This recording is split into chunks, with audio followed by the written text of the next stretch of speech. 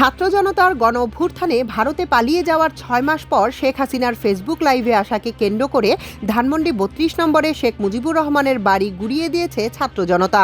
শুধু এই বাড়িটিই নয়, শেখ মুজিব ও তার পরিবারের সদস্যদের বাড়ি ও মুরাল ভেঙে দেওয়া হয়েছে বাংলাদেশের প্রায় সব জায়গাতেই, যা বেশ গুরুত্ব সহকারে প্রচার করেছে আন্তর্জাতিক গণমাধ্যমগুলো।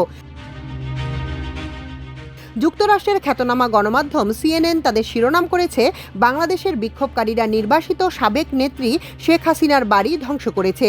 এরপর তাদের প্রতিবেদনে লেখা হয়েছে, প্রতিবেশী ভারতে নির্বাসিত থেকে দলের সমর্থকদের উদ্দেশ্যে হাসিনার একটি বক্তৃতা দেয়াকে কেন্দ্র করে এই হামলার সূত্রপাত।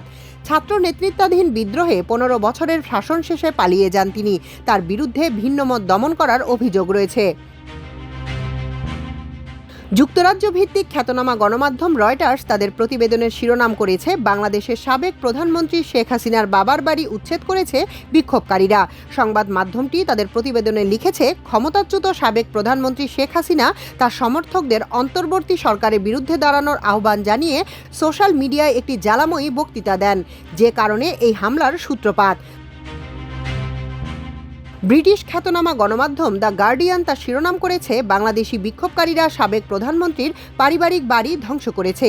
প্রতিবেদনটিতে বলা হয়েছে, এই বাড়িটি থেকেই শেখ হাসিনার বাবা পাকিস্তান বিরোধী আন্দোলন করেছিলেন। তবে পরবর্তীতে কর্তৃত্ববাদের সাথে যোগসূত্র থাকার কারণে তার বাড়িটিতে আক্রমণ করা হয়।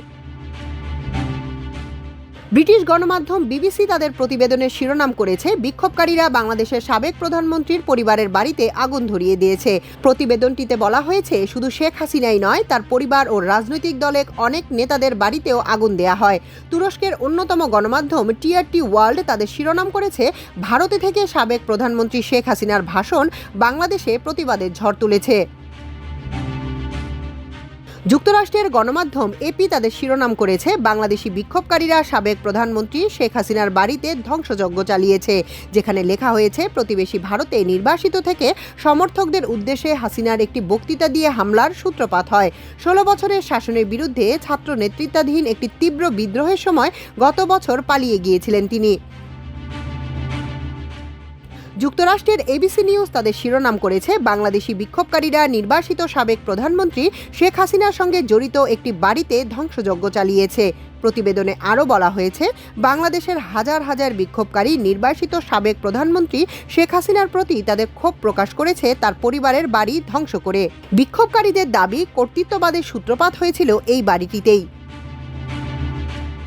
তুরস্কের গণমাধ্যম আনাদুল এজেন্সি তাদের প্রতিবেদনের শিরোনাম লিখেছে, ভারত থেকে সাবেক প্রধানমন্ত্রী শেখ হাসিনার লাইভ ভাষণ বাংলাদেশে প্রতিবাদের সূত্রপাত করেছে। তারা তাদের প্রতিবেদনে বৈষম্য বিরোধী ছাত্র আন্দোলনের নেতাদের কোট করে লিখেছে, বিদ্যমান দলগুলো দেশের জনগণের আশা আকাঙ্ক্ষা পড়তে ব্যর্থ হয়েছে। সৌদি আরবের অন্যতম গণমাধ্যম আরব নিউজ তাদের শিরোনাম করেছে, বাংলাদেশি বিক্ষোভকারীরা নির্বাসিত সাবেক প্রধানমন্ত্রী শেখ হাসিনার সাথে যুক্ত একটি বাড়িতে তাণ্ডব ও ধ্বংসযজ্ঞ চালিয়েছে। এছাড়া ভারত ও পাকিস্তানের গণমাধ্যম সহ অন্যান্য আন্তর্জাতিক গণমাধ্যমে বিষয়টি ফলাও করে প্রচার করা হয়েছে।